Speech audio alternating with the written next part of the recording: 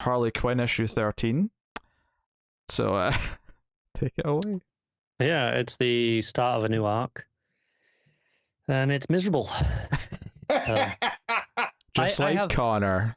I have new problems with this book that I haven't had yet. I have lettering problems this time. The gift it keeps on giving. Yeah. So it opens in a scene in some bar, and there's narration from Harley, or seemingly Harley, that's going on.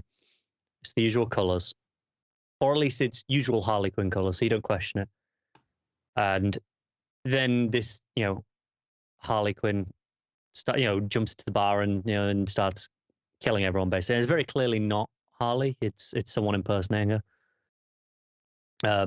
And that's when it becomes clear that this narration is actually this Harley, and it's basically a black box with white text with a red outline. So again, Harley Quinn colors, you don't question it.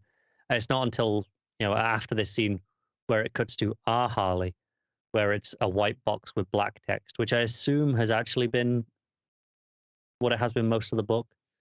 So that's a pro in the lettering column. It's a smart little switch because you don't question it.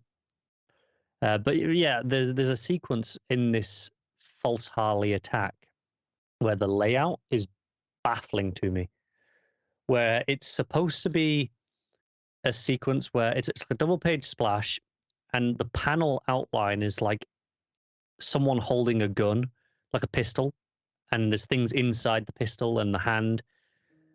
But the way the lettering's placed is, I actually read things out of order because it didn't make any sense. It has like a large vertical space before it goes into this pistol, and it feels like it should read down first, but it doesn't. You have to read across and then back down and then back up. It's so strange.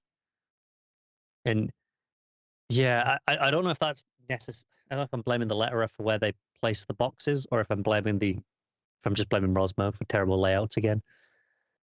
Wouldn't be the first time. Probably won't be the last, let's be honest. But yeah, that stuff's pretty rough.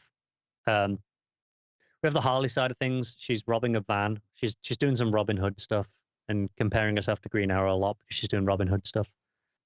She's robbing a truck full of food to go give to some homeless people. But ultimately, this Harley Quinn impersonator is actually this, serial killer the police are hunting down. She has a thing where she removes her victims' eyeballs because sure, why not? Gross. Yeah, you have a lot of things where one of the cops who's investigating it, it's like their first thing in Gotham. They're a transfer from Seattle.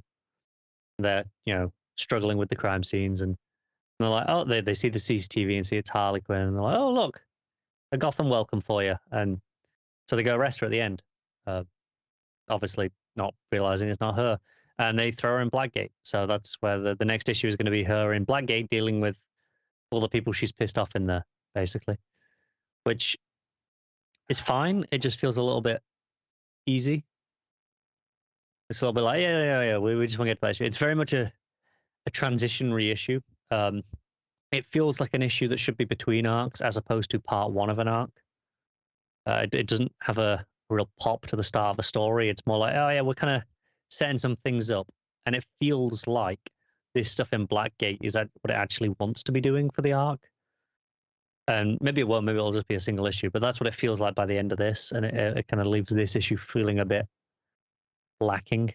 And that's on top of the usual Rosmo problems of everyone looks terrible, just every person, every face.